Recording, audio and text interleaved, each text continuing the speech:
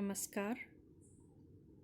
पिछली क्लास में हमने औपचारिक शिक्षा यानी फॉर्मल एजुकेशन के बारे में पढ़ा था और आज हम पढ़ने जा रहे हैं अनौपचारिक शिक्षा अर्थात इनफॉर्मल एजुकेशन के बारे में। इस चैप्टर को पढ़ने के पश्चात आप अनौपचारिक शिक्षा की अवधारणा, उसकी विशेषताओं, उसके लाभ और सीमाओं के बारे में जानकारी प्राप्त कर सकेंगे। आइए सबसे पहले हम समझते हैं अनौपचारिक शिक्षा की अवधारणा को। अनौपचारिक शिक्षा कभी भी विचार पूर्वक नहीं दी जाती, मतलब इसमें कोई पूर्व सुनियोजित कार्यक्रम नहीं होता या सोच समझकर इसका प्रदान इसको नहीं किया जाता। यह किसी दूसरे व्यक्ति के दिन प्रतिदिन की परिस्थितियों में उसकी क्रियाओं, प्रतिक्रियाओं या उसके प्रदर्शन को देख कर के प्राप्त होती है। यह प्रदर्शन किसी भी कार्य, परिवार या विश्राम के संदर्भ में व्यक्त किया जाता है। मतलब कोई भी दूसरा व्यक्ति जो उसके सामने परिस्थितियां आ रही हैं रोज, दिन प्रतिदिन, नियमित रूप से, या उसके दैनिक जीवन में जो भी परिस्थितियां आ रही हैं उसमें वो किस तरीके से रिएक्ट करता है, कैसे रेस्पॉन्ड करता है, कैसे उन परिस्थितियों में उसका व्यवहार होता है, इन सभी चीज़ों को देख कर के ही दूसरा व्यक्ति सीखता है और इस प्रकार की शिक्षा अनौपचारिक शिक्षा होती है। इसमें किसी भी प्रकार की बाहरी सहायता प्राप्त नहीं होती और यह संस्थागत भी नहीं होती। इसमें किसी संस्था का होना ज़रूरी नहीं है या उसकी बिल्कुल भी ज़रूरत नहीं होती है और किसी बाहरी मदद की ज़रूरत नहीं होती, यानी इसमें किसी भी तरह का कोई फॉर्मल सिस्टम नहीं अपनाया जाता। इसमें शिक्षण के तरीके और प्रबंधन की अंतःक्रियाएं इस प्रकार की होती हैं जिनमें विद्यार्थी या सीखने वाले को कोई सक्रिय प्रयास नहीं करना पड़ता, विशेष स्थानों तक पहुंचना नहीं पड़ता और विभिन्न संसाधनों की आवश्यकता नहीं होती। इसका मतलब इसमें क्या होता है, सिखाने का जो तरीका है, सीखने सिखाने का तरीका और उसकी व्यवस्था इस प्रकार की होती है कि विद्यार्थी को कोई सक्रिय प्रयास नहीं करना पड़ता, यानी उसको कोई इंटेंशनली काम नहीं करना पड़ता। दूसरों को देखकर ही अनायास ही वो बहुत सारी चीज़ें सीख जाता है। इस प्रकार की शिक्षा अनौपचारिक शिक्षा कहलाती है। इसमें उसे किसी विशेष स्थान तक नहीं पहुंचना पड़ता, अर्थात जैसे फॉर्मल एजुकेशन में स्कूल या कॉलेज जाना पड़ता है, इसमें कहीं अलग जगह पर जाने की ज़रूरत नहीं है। जहाँ पर भी है, चाहे वो घर में हो, चाहे खेल के मैदान में हो या किसी और स्थान पर, वहीं पर वो दूसरे व्यक्तियों को देख करके सीख लेता है। इसके लिए विभिन्न संसाधनों की आवश्यकता नहीं होती, मतलब ना तो इसके लिए अलग से टीचर चाहिए, ना क्लासरूम या स्कूल या कोई इंस्टीट्यूशन चाहिए और ना ही किसी भी तरह की कोई टीचिंग एड की ज़रूरत है। जो कुछ भी प्राकृतिक रूप से स्वतः चल रहा है जीवन में, वातावरण में, परिवार में, घर में या घर के बाहर, उन्हीं सब चीज़ों से व्यक्ति सीख लेता है। लेकिन इसके लिए जो चीज़ें ज़रूरी हैं वो हैं सीखने वाले की अपनी इच्छाएं, उसकी आशाएं, उसके क्या प्रयोजन हैं, क्या उसके जीवन का उद्देश्य है, लक्ष्य है, क्या उसका मंतव्य है और किस तरीके से उसमें कुशलता है, किस तरह की कुशलता है, किस तरह की उसकी रुचियां हैं। उनके अनुसार और उनके आधार पर ही वो व्यक्ति ज्ञानार्जन करता है और इसके लिए शिक्षार्थी की स्वयं की अभिव्यक्ति तथा सामाजिक संरचना प्रभावी होते हैं। किस तरह का स्ट्रक्चर है सोसाइटी में, खुली है या रूढ़िवादी है या प्रोग्रेसिव सोसाइटी है, इन सभी चीज़ों का बहुत प्रभाव पड़ता है। अनौपचारिक शिक्षा वह है जिसमें आप किसी विद्यालय में नहीं पढ़ रहे हों या किसी विशेष शिक्षण विधि का प्रयोग नहीं कर रहे हों। इस प्रकार की शिक्षा में सचेतन प्रयास सम्मिलित नहीं होते, मतलब आप जानबूझ करके किसी भी चीज़ को सीख रहे हैं तो वो अनौपचारिक शिक्षा नहीं है। अनौपचारिक शिक्षा वही है जिसमें आप अनइंटेंशनली, बिना सोचे विचारे किसी भी चीज़ को सीख जाते हैं। यह पूर्व नियोजित या पूर्ण व्यवस्थित नहीं होती, कहीं भी किसी भी स्थान पर हो सकती है, जैसे बाजार, खेल का मैदान, मित्र समूह या घर। कहीं पर भी इस प्रकार की शिक्षा दी जा सकती है या ये अपने आप हो जाने वाली शिक्षा है। इसमें ज्ञान का आदान प्रदान स्वतः ही हो जाता है और मुख्य रूप से ऑब्जर्वेशन या किसी दूसरे व्यक्ति को देखने के माध्यम से। इसका ना तो कोई निर्धारित पाठ्यक्रम है और ना ही समय सारणी। ये अनुभव पर आधारित शिक्षा है और ये अनुभव कहाँ से प्राप्त होते हैं? परिवार में रह कर के या समुदाय के बीच में, जैसे दोस्तों के साथ खेलते हुए, या आपके जो भी पड़ोसी हैं, या आप कहीं इधर उधर जहाँ भी जाते हैं, परिवार में रहते हैं, तो आपके भाई बहन, माता पिता, उन सभी से देख कर के सीखने की प्रक्रिया को ही अनौपचारिक शिक्षा कहा जाता है। अनौपचारिक शिक्षा माता पिता के द्वारा इसके बच्चे को भोजन बनाना, घर की व्यवस्था करना, किसी भी तरह के संस्कार, रीति रिवाजों का अनुसरण, साइकिल चलाना, कोई भी खेल खेलना, ये कोई भी क्रियाएं हो सकती हैं। घर में हम देखते हैं हमारे पेरेंट्स किस तरीके से व्यवहार करते हैं, आपस में कैसे बातचीत करते हैं, घर को किस तरीके से रखते हैं, साफ रख रहे हैं, खाना किस तरीके से बनाया जाता है, कैसे सर्व किया जाता है, और जो भी हमारे त्योहार हैं उनको हम किस तरीके से सेलिब्रेट करते हैं, किस तरह के कपड़े पहनने हैं। तो जो भी रीति रिवाज हैं, संस्कार हैं, वो सभी माता पिता के अनुसरण से या परिवार के अनुसरण से सीखे जा सकते हैं। इसके अलावा बहुत सारी बुक्स होती हैं जिनको पढ़ कर के हम ज्ञान की प्राप्ति कर सकते हैं, वो इसी के अंदर आता है। और आजकल क्योंकि टेक्नोलॉजी का ज़माना है, तो बहुत सारी ऐसी एजुकेशनल वेबसाइट्स हैं या बहुत सारी लाइब्रेरीज़ हैं जहाँ पर बुक्स के माध्यम से हम अध्ययन करके भी अनौपचारिक शिक्षा प्राप्त कर सकते हैं। ये औपचारिक शिक्षा से बहुत अलग होती है। उसके विपरीत इसमें कोई भी संगठित या ऑर्गेनाइज्ड शिक्षण या ट्रेनिंग, टीचिंग या ट्रेनिंग नहीं होती है। सीखने की प्रक्रिया कक्ष के बाहर होती है, यानी क्लासरूम टीचिंग का इसमें कोई स्थान नहीं है। ये बाहर वाली जगह कोई भी हो सकती है। आप पार्क में खेलते हुए भी सीख सकते हैं, म्यूज़ियम में जाकर के भी बहुत सारी चीज़ें सीख सकते हैं, लाइब्रेरीज़ में भी हो सकते हैं, या कोई भी ऐसे संस्थान या स्थान जहाँ पर शिक्षा फॉर्मली नहीं दी जाती हो, औपचारिक रूप से नहीं दी जाती हो, ऐसी किसी भी जगह पर सीखने की प्रक्रिया अनौपचारिक शिक्षा कहलाती है। और यह शिक्षा जो अनौपचारिक शिक्षा है वो पूर्ण रूप से स्वैच्छिक होती है। आपकी मर्जी है तो आप सीखें, आप पर कोई दबाव नहीं है। आप किसी भी चीज़ को सीखना चाहेंगे तभी सीखेंगे। औपचारिक शिक्षा में तो ये कंपल्शन है कि जो आपका सिलेबस है, कोर्स है, वो आपको करना ही है। इसमें यहाँ पर आपके ऊपर किसी भी तरह का कोई दबाव नहीं है। अगर आप खुद वॉलंटरीली चाहते हैं किसी चीज़ को सीखना, तभी वो आप सीखेंगे, अन्यथा नहीं। अनौपचारिक शिक्षा के उदाहरणों के अंतर्गत बच्चे को आधारभूत या मूलभूत शिक्षा देना। बेसिक कोई भी चीज़, घर में बहुत सारी चीज़ें रात दिन हम देखते हैं और फिर उनको अपने व्यवहार में अपनाते हैं, तो ये सभी अनौपचारिक शिक्षा के अंतर्गत आता है। बच्चे को उसकी मातृभाषा का उपयोग करना सिखाना।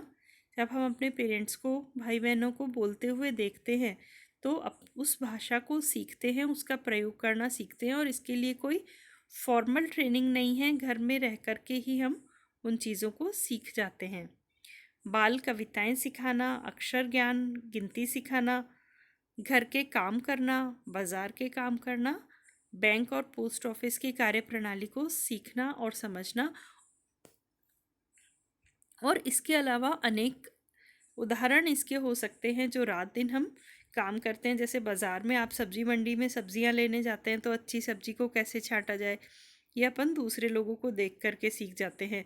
सड़क पर कैसे चलना चाहिए, ट्रैफिक के रूल्स क्या हैं, कुछ इस तरह की चीज़ें जो हमें बिना किसी औपचारिक तरीके के समझ में आती हैं या जिनके बारे में हम जानकारी प्राप्त करते हैं, वो सभी अनौपचारिक शिक्षा के अंतर्गत आते हैं।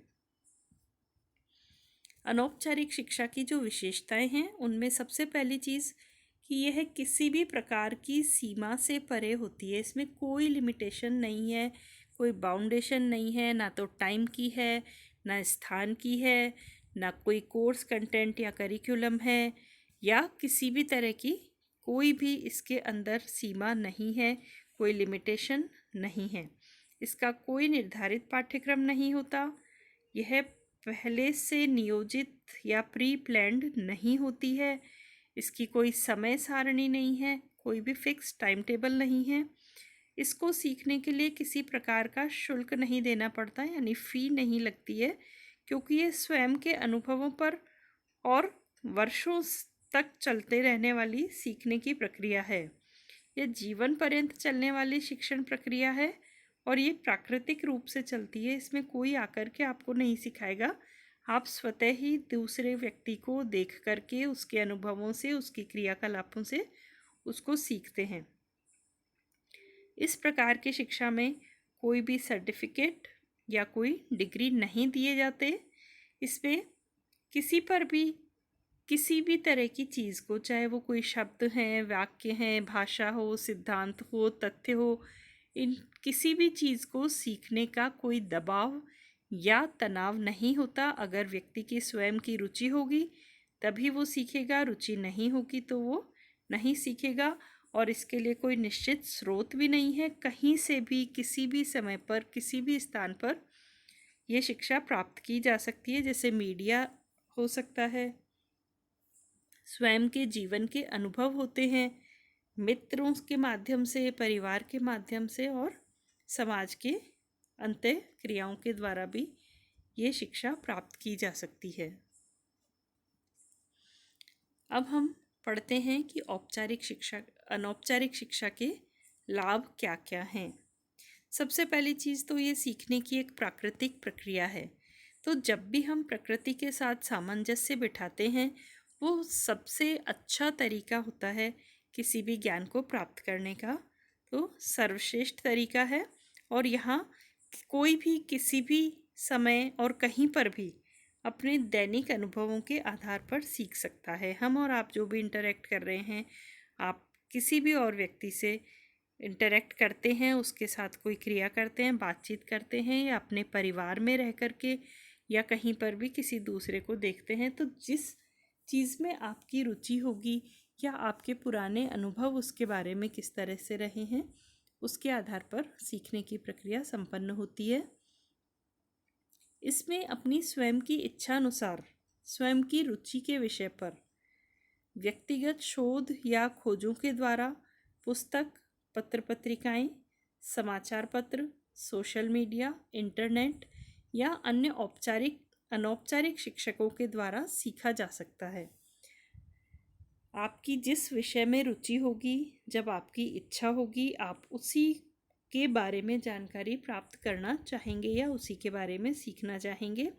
तो जो भी आपकी रुचि का विषय है, उस पर क्या शोध हुए हैं या क्या खोज हुई हैं, ये आप अपने इंटरेस्ट के हिसाब से बुक्स से, लाइब्रेरी से, न्यूज़पेपर, मैगज़ीन, कोई भी सोशल मीडिया के जो बहुत सारे प्लेटफॉर्म हैं उनमें से, या किसी अन्य इनफॉर्मल तरीके से ये ज्ञान प्राप्त कर सकते हैं। इसमें कई प्रकार की तकनीकों का प्रयोग होता है, क्योंकि वो बहुत ही फोकस्ड नहीं है या हम उन पर एम्फेसिस नहीं देते हैं, तो बहुत सारी विशेष तकनीकें नहीं हैं, लेकिन अनेकानेक हैं। कोई फिक्स्ड फॉर्म उसका नहीं है। इसकी कोई निर्धारित समय सीमा नहीं है। आप जब चाहें, जैसे चाहें सीख सकते हैं। इस शिक्षण प्रक्रिया के लिए अतिरिक्त धन और समय खर्च नहीं करना पड़ता।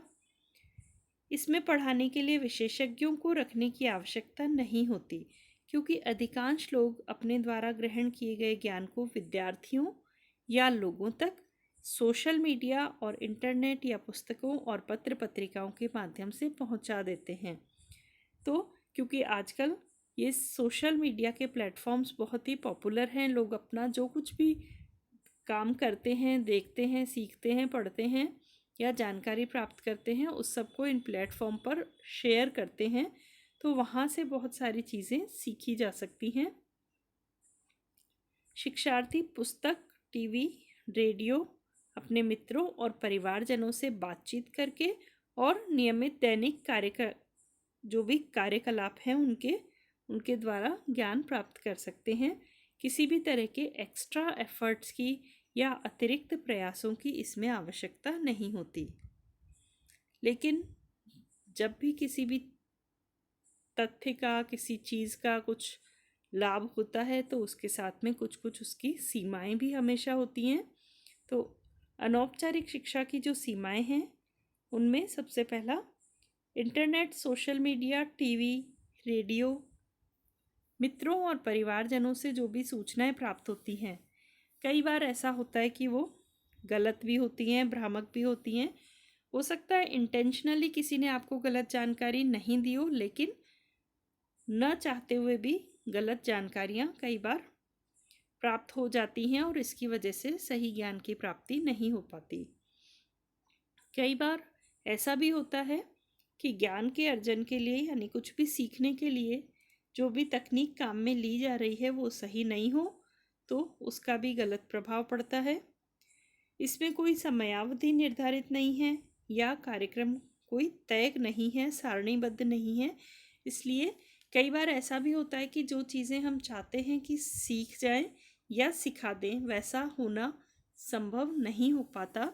तो कई बार जो ज्ञान हम देना चाह रहे हैं उसका विपरीत भी चला जाता है, या जो हम प्राप्त करना चाहते हैं वो सही तरीके से जानकारी प्राप्त नहीं हो सकती। तो इससे समय भी व्यर्थ हो जाता है और संसाधन भी व्यर्थ हो जाते हैं। ज्ञान की विश्वसनीयता नहीं होती।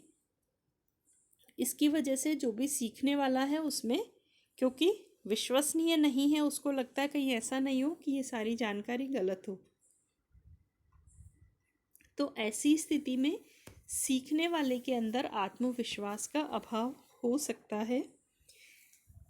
क्योंकि कोई फॉर्मल सिस्टम नहीं है तो सीखने वाले में अर्थात शिक्षार्थी में अनुशासन नहीं होगा, सीखने के प्रति उचित दृष्टिकोण नहीं होगा, लगन भी नहीं हो और प्रतिबद्धता भी नहीं होती है और अच्छी आदतों का विकास भी नहीं हो पाता कि वो स्वप्रेरित होकर के या चीज़ों को सीखने की तरफ आकृष्ट हो। कई बार बच्चे बहुत लापरवाह या कोई भी व्यक्ति बहुत लापरवाही के साथ व्यवहार करता है तो जो कुछ हो रहा है उसको देखकर भी अनदेखा कर देता है और इसकी वजह से सही तरीके से ज्ञान की प्राप्ति नहीं हो सकती है। संक्षेप में हम ये कह सकते हैं कि अनौपचारिक शिक्षा किसी दूसरे के दिन प्रतिदिन की परिस्थितियों में उसकी क्रियाओं और प्रतिक्रियाओं या उसके प्रदर्शन को देख कर के प्राप्त की जाती है। यह प्रदर्शन किसी कार्य, परिवार या विश्राम के संदर्भ में व्यक्त किया जाता है। यह पूर्व नियोजित या पूर्ण व्यवस्थित नहीं होती। यह किसी भी स्थान पर कहीं पर भी हो सकती है, कभी भी हो सकती है, जैसे बाजार, खेल का मैदान, मित्र समूह या घर। यह शिक्षा कहीं भी किसी भी स्रोत से प्राप्त की जा सकती है, जैसे मीडिया, जीवन के अनुभव, मित्र, परिवार, समाज आदि। इसका कोई निर्धारित पाठ्यक्रम या समय सारणी नहीं होते। यह जीवन पर्यंत चलने वाली शिक्षण प्रक्रिया है जो प्राकृतिक रूप से चलती है। इसमें किसी प्रकार के सर्टिफिकेट या डिग्रीज नहीं दिए जाते। आशा है कि आपको अनौपचारिक शिक्षा के बारे में जो भी जानकारी अभी दी गई है वो सब समझ में आया होगा। अब हम इसके प्रश्नों की ओर बढ़ते हैं जो आपको लिखित में करने हैं। क्वेश्चन नंबर 1, अनौपचारिक शिक्षा की अवधारणा को उदाहरण सहित स्पष्ट कीजिए। नंबर 2, अनौपचारिक शिक्षा के क्या लाभ हैं? अनौपचारिक शिक्षा की विशेषताओं को समझाइए। और चौथा है, अनौपचारिक शिक्षा की सीमाओं के बारे में लिखिए। तो अब आप इसी प्रकार से सीखते रहिए और वीडियो को शेयर करते रहिए, अपने इस ज्ञान को भी दूसरों के साथ में बांटते रहिए। Keep learning, keep sharing.